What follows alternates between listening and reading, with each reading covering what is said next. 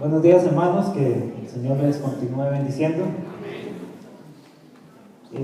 Vamos a continuar hablando un poco acerca de lo que es la primera carta del apóstol Juan. Quiero pedirles que abran sus Biblias en la primera de Juan, capítulo 2, y que cuando tengan el capítulo 2 se pongan en pie.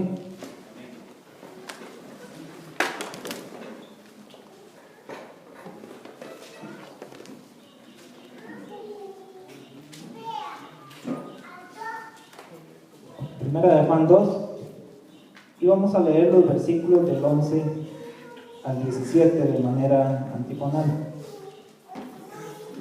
Primera de Juan 2, del 11 al 17.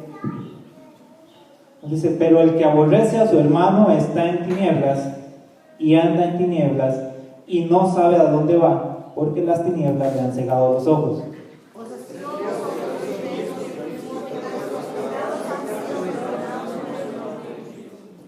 Os escribo a vosotros, padres, porque conocéis al que es desde el principio.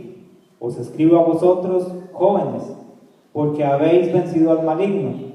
Os escribo a vosotros, hijitos, porque habéis conocido al Padre.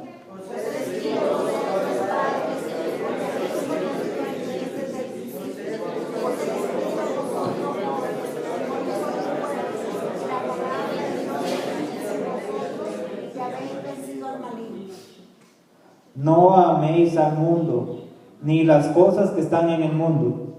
Si alguno ama al mundo, el amor del Padre no está en él. Porque todo lo que hay en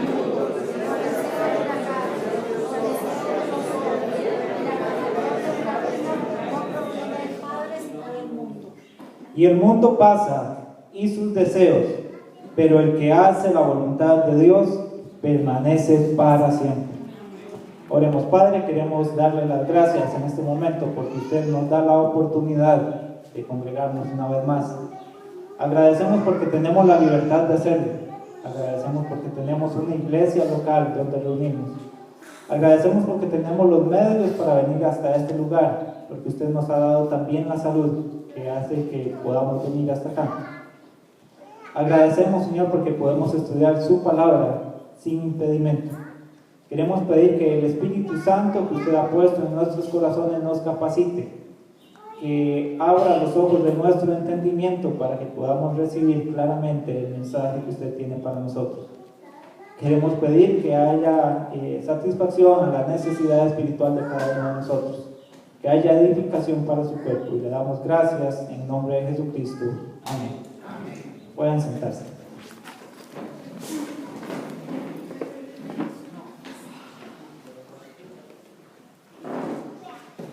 Bueno, en primera de Juan hay dos palabras que se repiten mucho: permanecer y amor. Ahora, es muy importante el amor. ¿Por qué es importante el amor en el cristianismo? ¿Qué es lo que creemos? Bueno, nuestra fe está basada en la obra de Jesucristo. Y si queremos resumir la obra de Jesucristo en un versículo, está el famoso versículo de Juan 3:16. De tal manera amó Dios al mundo, que ha dado su Hijo unigénito, para que todo aquel que en él cree no se pierda, mas tenga vida eterna. Por eso es tan importante el amor, porque dice: de tal manera amó Dios al mundo. O sea, es la iniciativa de Dios, el amor de Dios, el que hace que nosotros estemos acá.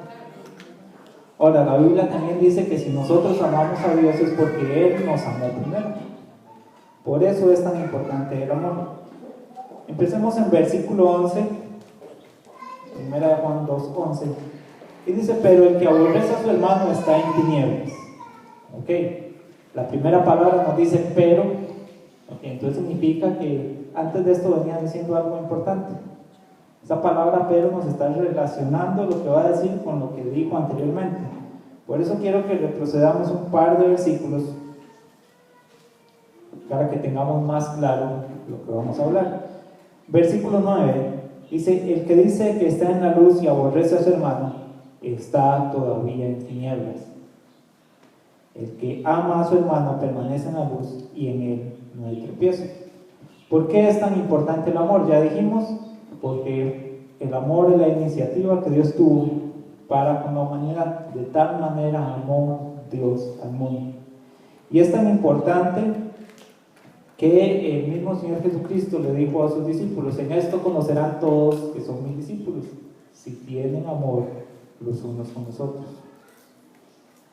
Es necesario que haya amor en la iglesia. Ahora, es probable que nosotros nos molestemos con algún hermano. Es posible y es perfectamente normal.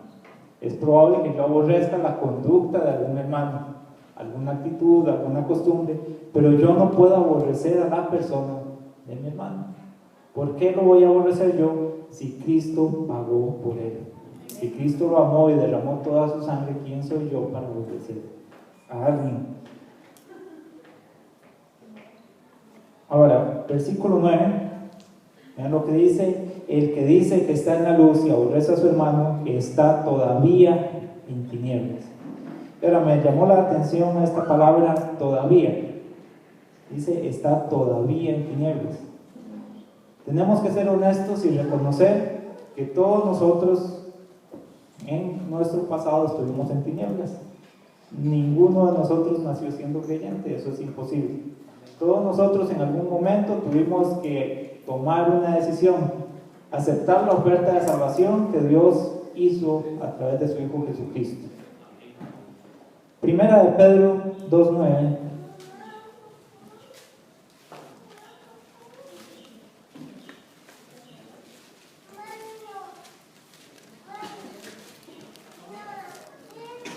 Mas vosotros sois linaje escogido, real sacerdocio, nación santa, pueblo adquirido por Dios, para que anunciéis las virtudes de aquel que os llamó, ¿de dónde?